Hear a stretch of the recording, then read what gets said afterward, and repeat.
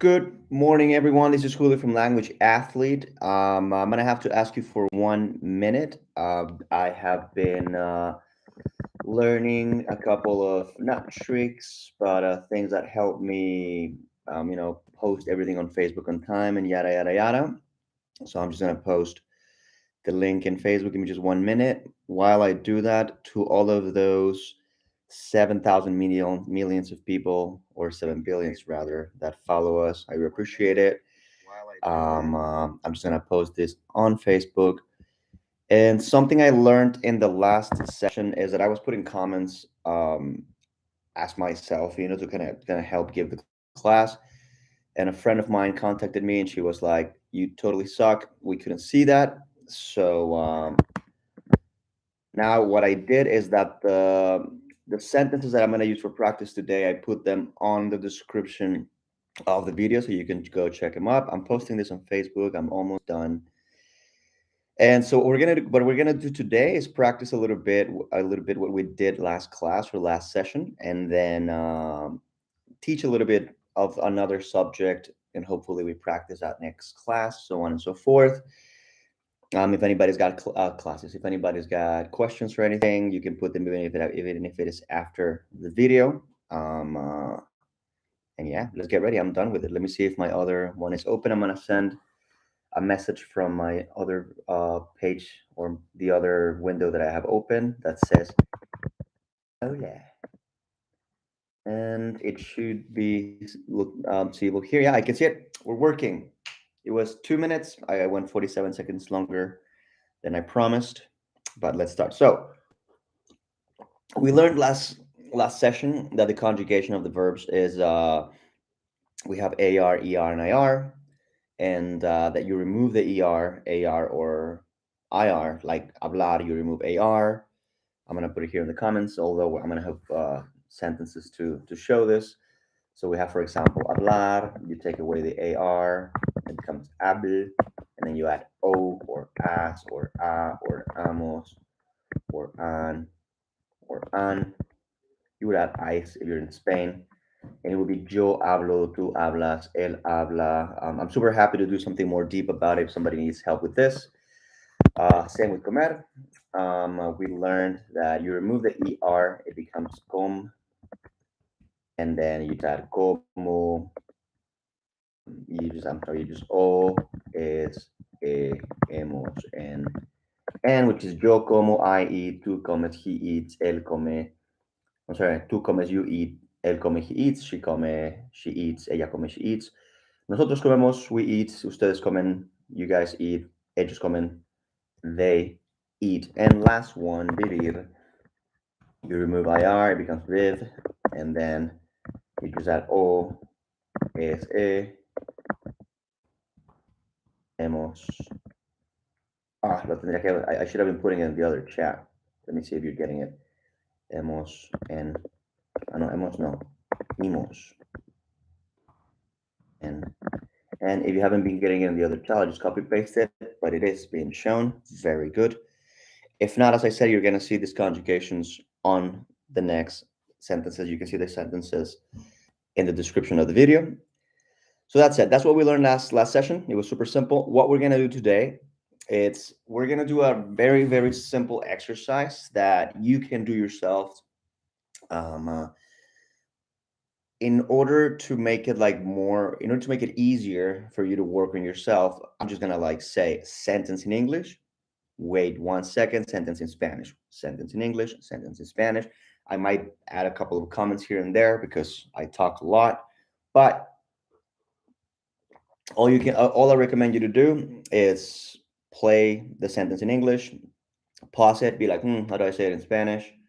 On pause, hear me say it.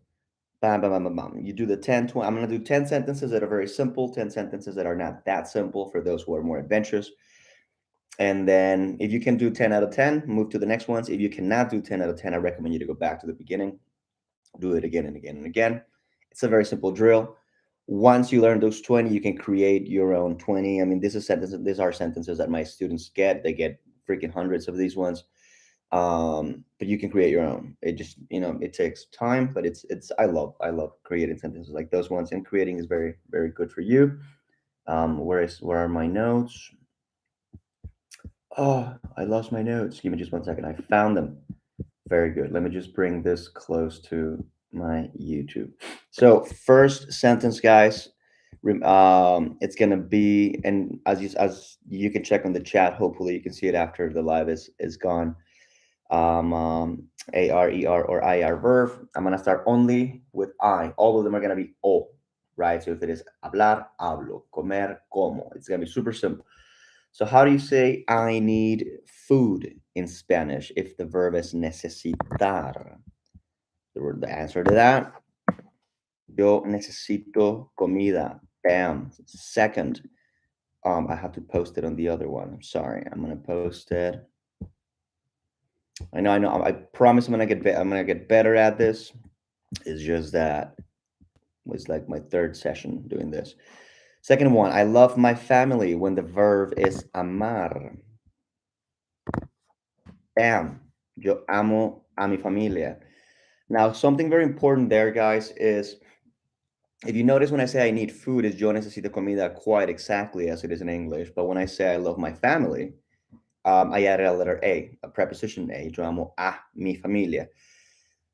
The shortest way to explain it, it's very simple, is in Spanish, when we have an object to the verb, an object is basically where the verb is going, or what the object of the verb is. If it is a human or a pet, not an animal, not any animal, it's something that you hold dear, something you feel like family. If the object is a human or a pet, we're going to have an a for consideration. So, for example, if I say I visit the museum, yo visito el museo. But if I say I visit my mom is a human, even if you don't believe it. So it would be yo amo a mi mamá, right? I wash the car, yo lavo el carro, normal. I shower the dog, yo baño al perro, right? So that's something to keep in mind. Did I praise the example? I did. I visit my sister, same deal. She's a human being. The verb is visitar, ar. So yo visito a mi hermana.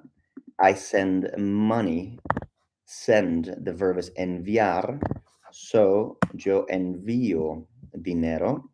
Forget. Forget, the verb is olvidar. So yo olvido tu nombre. I listen to music. For us, it's not I listen to music, rather I listen music, sort of. So the verb is escuchar. Yo escucho música. I pay the rent. Paying is pagar. So yo pago la renta. I help my mom. So helping is ayudar, and my mom's a human being. Yo ayudo a mi mamá. I wait for the bus. Yo espero el bus. Esperar is the verb to wait. And I practice English. Now that I remember, I took this list from a list of verbs that are all AR, so it's going to be super, even easier to conjugate. Yo practico inglés. Now, the next 10 sentences are still very simple sentences, AR verbs. The difference is that they're a bit longer, right? So I'm going to put them there. First one, and it's just for you to notice how creating a sentence is just adding more words to it. It's quite simple. God, I love coffee. So, first sentence of the most advanced per se. I practice my happy face before seeing my mother-in-law. Practice, practicar. Yo practico mi cara feliz antes de ver a mi suegra. Excuse the lack of space there. I need to organize this here. You dance like you dance like Patrick Swayze in Dirty Dancing. God damn it, I'm old. Bailas como Patrick Swayze in Dirty Dancing. Regularly, we don't translate proper names and stuff like that. Although sometimes it happens, right? For example, Superman. We just say Superman. We don't say Superhombre. It would sound weird. Next one. He studies Spanish with a Mexican. Poor guy. Él estudia español con un mexicano. Pobrecito. Nobody gets offended. I'm Mexican. I can make that joke.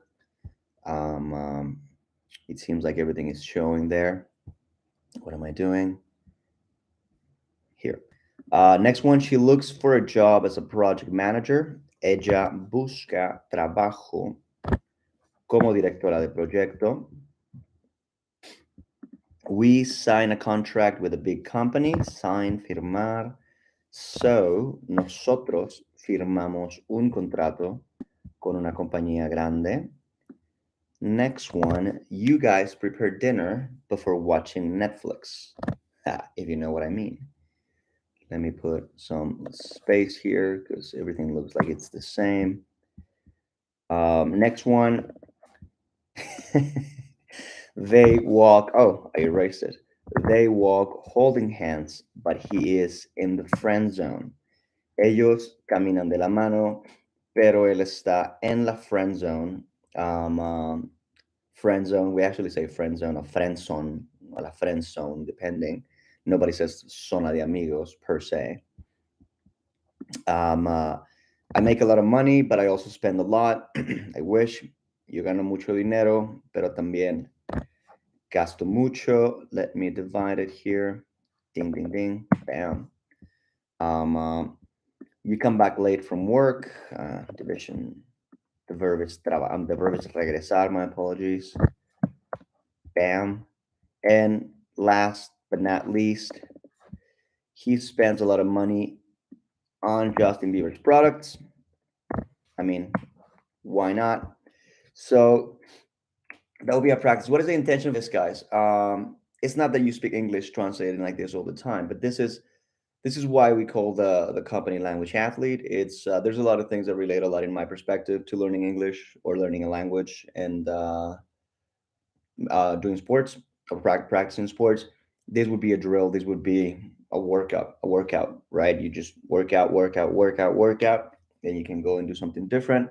But definitely drilling is one of my favorite things to do as a student. Is one of my favorite things to do as a teacher. Oh my god, I love to do that as a teacher. For me, it feels like a video game. Just try to see like, oh, I learned this, I didn't learn that. Uh, if anybody ever connects at the same time, I'll be happy to do some sort of like a drill here. That'll be really cool. So that's done, and then let's check today's subject, which is ser and estar. By the way, if you have any questions about this, even if it is after the video, feel free to throw them up. Um, Today's subject then is ser and estar. Why are we talking about ser and estar, two separate verbs? I'm gonna assume that nobody knows what I'm talking about, and I'm gonna see if I can add it at the end to some examples to the description. If not, we can do them on next session, right? I'm anyway gonna put them in the comments. So, ser and estar is the equivalent to the English to be verb. Now, this can be a little bit confusing for people because you don't have to really think about it in English. I have one verb, we have two for the same function. Now, I'm not going to go into the full on class. I'd rather talking about it in the reason of it to exist or the reason for the rules, right? So, something that I always tell my students is that as much as the rules are important, which we're gonna talk about them, it's not like we created the rules and then we started speaking the language, right? It's quite the opposite. It's the language exists. The language is like a person, and then the rules. It's not that we force the language to act in a certain manner. It's rather that we say, "Oh, look, language works like this. So now that's a rule, and now I have to follow that. It's not the language has to follow that, right?" Um, is like the laws of physics per se, right? You don't say, "Oh, gravity works like this," and then now gravity is like, "Oh, got it. I'm gonna start being gravity." It's not like that. It does it. I observe that, and I'm like, that makes fucking sense. So the reason why I'm saying this is, as much as the rule of certain verbs I have to learn it. It's more important that I understand it, right? Like if I understand gravity, I don't have to know that 9.81 whatever numbers is that if I do this, I understand gravity. I understand that the reason of like, oh, it attracts whatever is like the earth is attracted because it goes down to the earth, blah, blah, blah. So what I encourage you to do is to learn where the rule comes from what observation the rule comes from, because there's like nine rules for ser, like five rules for estar, and that's just one subject, right? If you go to the rules for direct and indirect object and rules for por and para, beautiful subjects, right? If you go to perfect and imperfect, mwah, gorgeous. Subjunctive, which is quite theoretical and philosophical, is like there's 1,000 or 100,000 rules. Not that much, but it sounds more dramatic to say it like that.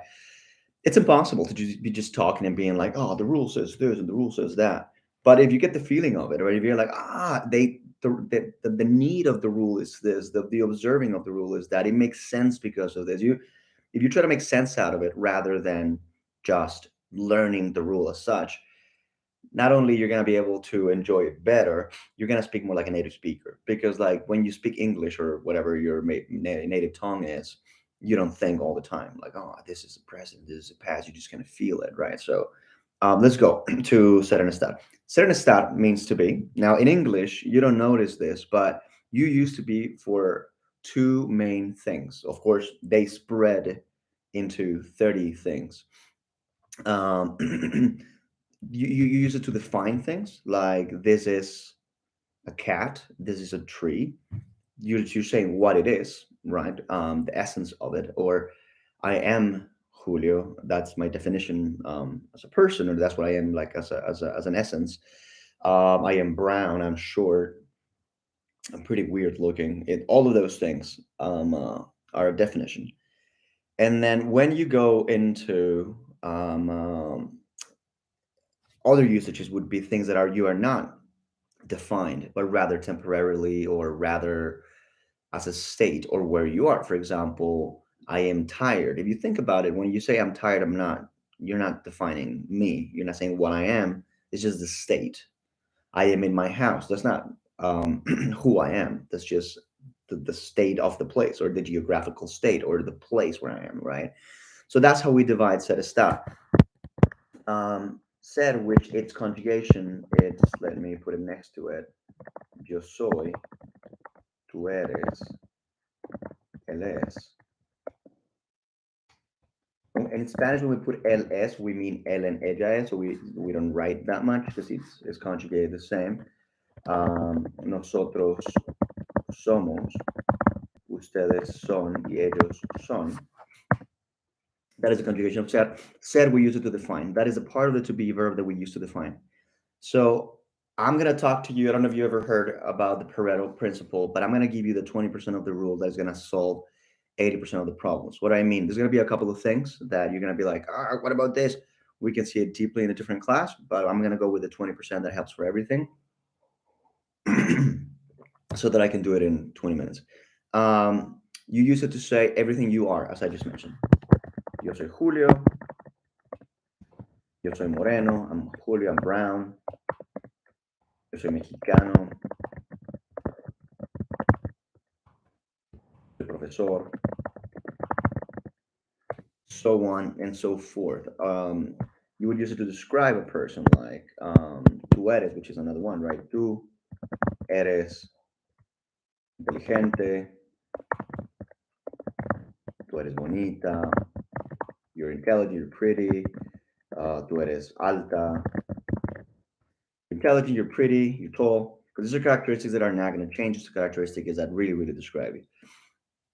So there's a couple of things here and there, but generally speaking, if you think about it that way, does it define the person, or does it answer to the question, what is? Or does it, can I count it? There's one guy, two guys, three girls, five houses. That will be the verb ser. The verb estar is pretty much everything else. It's everything that doesn't define you, right? The conjugation is yo estoy. I should be testing it in the other one. Let me see. Well, I'm just gonna leave it here, and then you guys let me know.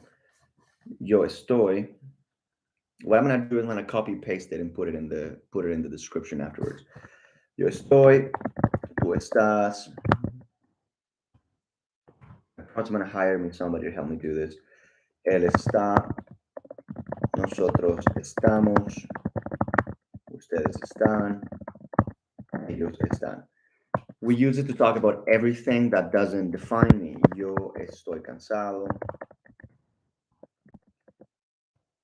Tú estás en tu casa. That is how I am, where I am. Now, there's going to be a couple of things that might be a little bit confusing. Um, uh, and a lot of people describe this verb as like, is it temporary or not? I wouldn't recommend you to go on that route rather than the meaning one that I just expressed. The reason for this is because to a degree, almost nothing is temporary, right? I mean, almost nothing is forever, and some things can be forever instead of stop. For example, if I say yo soy profesor, that defines me, profesor. Nevertheless, I could, I'm a teacher. I could stop being a teacher next week, and then I'm not a teacher anymore. So it defines me while it did, right? If I say I'm religious, yo soy religioso, I can change and say, oh, I'm an atheist now. Yo soy ateo. I could be a person in two different points in time, and things can change, right? A person can say, yo he estado, I have been enfermo por 30 años. I've been sick for 30 years. That is quite more permanent than the other two. Nevertheless, I'm using it as a state because I'm not as sick. I'm a person who's sick. So even if I'm sick for 30 years, for 40 years, forever, until I die, um, it's still not a definition. So that could be a confusing one. Let me know if you have doubts about this. I love this subject. The other one would be events. Now, events are to be expressed with se. So yo, I'm sorry, yo. El concierto, la clase, um, la fiesta, es en el parque, right? And people will be like, whoa, why the concert is at the park if the concert is temporary? Now, you need to observe this more relatively. The concert is temporary for you, but it's not temporary for itself. The concert, it's born and it dies in the park. Because if you would consider the concert to be temporary, then you are temporary in the eyes of the sun, per se, right? So you're not temporary for yourself, like from your 70 years of your life. So for those 70 years, you're Mexican, you're brown, you're short. But if you look at yourself in the life of the lifespan of the sun of a planet, you're very temporary. Same happens with the concert, right? So um, the concert is temporary for you because you're looking at it as a longer living being, but the concert is really short. But for itself, it's all it is. It's 1 hour, 2 hours, 3 hours. So that one particular, end of being or that being, it's born, it dies, it happens, it develops at the park. All of its characteristics are because it is at the park. It dies at the park. It's a being that is at the park. So the concerts, the class being on Sunday, the class doesn't change from Sunday, or the concert doesn't change from Sunday to Friday, doesn't change from Sunday to Monday, it doesn't change from the park to other place. It just dies, right? The same happens with the days. You would say hoy es lunes, today is Monday. You say es, not está, even though it's going to be short, because the Monday doesn't change to Tuesday. This Monday dies, and then Tuesday is born, and then Tuesday dies, so on and so forth. Um, um, so let me see quickly. What am I missing here? Give me just 10 seconds. So yeah, just to check the rules really quickly. That's the instinct that I invite you to have when looking at setting a stop, right? Ser defines it's essential. Estar, that's not defined. It's just place or state. If we look at the rule as such, like the actual rules, ser would be used for essential characteristics, as I just mentioned, things that remain, things that are permanent most of the times. is used for places of event, as I just mentioned, which is, where an event happens, or also times of an event. It's used to describe or give opinion of someone. And as I said, when we describe, it's because we think them to be that. Is to describe dates, days, times, and seasons. So same deal. If I say Monday, Tuesday, summer, whatever, summer dies and then fall comes in.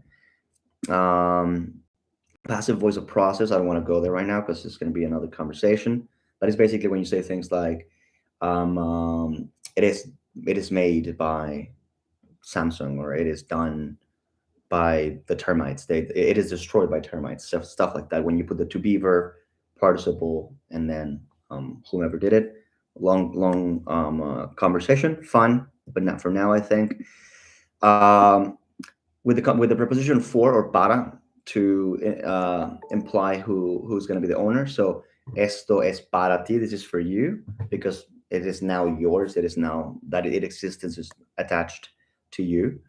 Um, um, to talk about information about how much to pay. So if you say how much is this, so if you grab this and this and this and the story, you're like, how much is this? It will be cuánto es, and the reason for that is because you're saying how much is the value at the moment, how much is the agreement if I buy it and then you pay it, it's dead.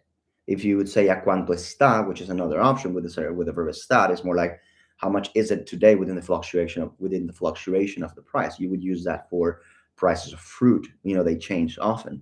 Prices of stocks per se, right? The material is made of wood, es de madera, or where does it come from? Él es de Mexico, because that's not going to change. It's wood. It's always going to be wood. And to talk about belonging, as I said, it's mío, it's mine. Because, while it's mine, or even if it is forever mine, that's kind of like the reason of its existence, and that's what defines it. And then if I would change belonging, the whole existence changes, the whole destiny of the lotion or the cell phone changes. That would be for the verb ser. For the verb estar, temporary characteristics, as in states of mind and stuff like that. As I said, there are characteristics that I don't consider temporary, and they're still estar, but it makes sense in a lot of the times. Places where something is. Estoy en mi casa. Estoy en el parque. Aspect. Ooh, the aspect is an important thing to mention. Although you would say, for example, él es muy guapo, he's very handsome. You could say, él está muy guapo, o qué guapo está hoy, in the fact that today he's got a suit on. He looks very well. Or ella está muy guapa, she's got a dress. She looks very pretty.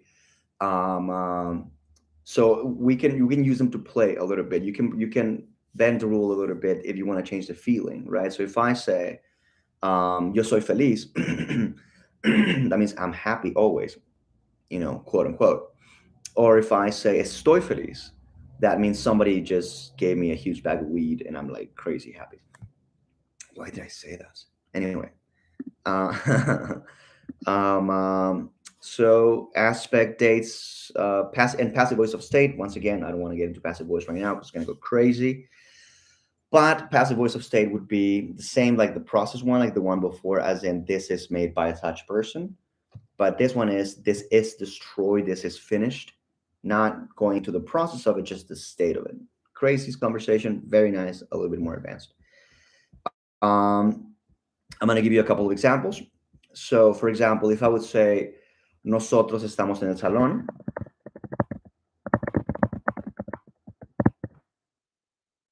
I'm going to copy paste this in the comments or in the description. If I say nosotros estamos en el salón,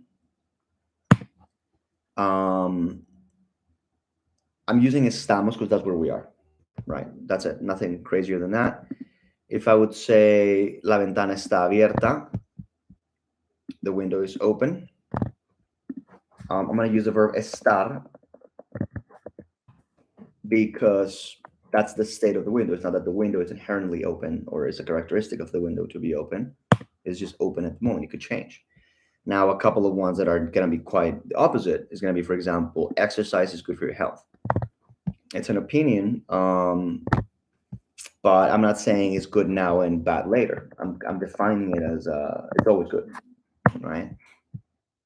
Another opinion of those one would be of that one. I'm sorry. Would be esos edificios son altos. Those buildings are tall, right? Which is with the verb ser, because they're not going to change. It's not like they're tall right now and then they're small later. So on and so forth. I want to make a practice about this on the next session. Let me know if you have any doubt about that. And before I finish, I want to give you a couple of extra examples. Oh, my leg. Um, um, which is we have a couple of adjectives that change meaning depending of what verb we use, right? So, for example, in this sentence, I'm going to copy paste it completely. We are happy because we're drunk. It translates to estamos felices porque estamos borrachos. If I would use somos felices porque somos borrachos, which is the verb ser, it would mean we are happy, as in we are always happy, not now, but we're just happy people because we are alcoholics, because I'm defining myself as a drunkie, right? So that would be a different thing. Um, Another one would be he's a happy man, but in this moment he's sad. So él es un hombre feliz because I'm describing him as a person.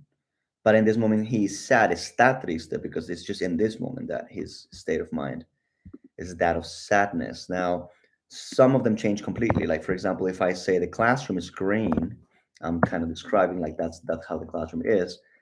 El salón es verde. Nevertheless, if I would say the banana is green, as in it's not ready to be eaten, it's not ripe, I would say la banana, el plátano, I'm sorry, está verde, because it will be not green eventually, right? Um, some of the times he changes an adjective from ed to ing, like bored to boring. For example, I'm really bored because Julio's class is boring. Estoy aburrido. I receive the boredness of my class. Porque la clase de Julio es aburrida. So estar aburrido, that's my state. That's my state. Es aburrida is his class. It's just as a definition, bored. So on and so forth. So there's a bunch of examples like this one. So I'm gonna try to check some of these ones with you guys on the next class. That's all I gotta say. A little bit of a review here. Then it's remember the exercises that we did in the beginning. I'm getting old. The exercise that I did in the beginning, super simple. All you gotta do about learning vocabulary is doing it is really like going to the gym. That's one of 1,000 reasons to call the company language athlete. It's you just gotta go to the gym. Like if you're completely out of shape, and then you're like, you know what, I want to get in shape. I want to run a marathon. I want to have a competition of like CrossFit or run a triathlon or whatever. But you never work out, and you want to go full on. You're not gonna do it in a month, right? You're gonna have to like run a little, swim a little, blah blah blah. Get good at that. Same here, right? So your the beginning of your running is developing vocabulary. How do you develop it? Do a ton of sentences, writing, listening, just go insane. Do it even if you don't know how to do it. Do it lamely to give it a description. Just freaking do it. I do it a lot. Do it every day. Do it when you're not in the mood. Do it when you're in the mood. Make friends. Call friends. Just freaking do it. Okay. That was my first comment.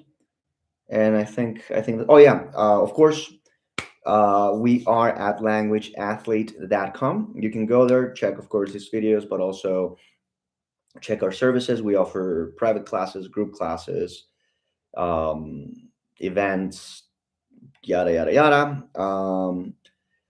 Click the notification button so you can get to see my beautiful face every day. I'm gonna be doing one of these, one to teach English, and one of them to teach Spanish. Well, actually, two and two every week. Plus, I'm throwing some like regular ones on my regular Facebook. Um, Hashtag teach a million people Spanish. Share this to your mom. Share this to your girlfriend. Share this to or with your lover. If you have a lover, don't do that. Leave them. Share the video and then leave the lover. Um, um, yeah, that's all I gotta say. I never know how to end these things. I'm gonna have to like practice on one of those like Ron Burgundy, like stay classy or something like that. You know what I mean? Have a really good day. Goodbye. Oh, I need to copy these things. I don't know if it's gonna erase them, so I'll just copy them before I do anything. Give me just 1 second. Here it is. Copy. Now,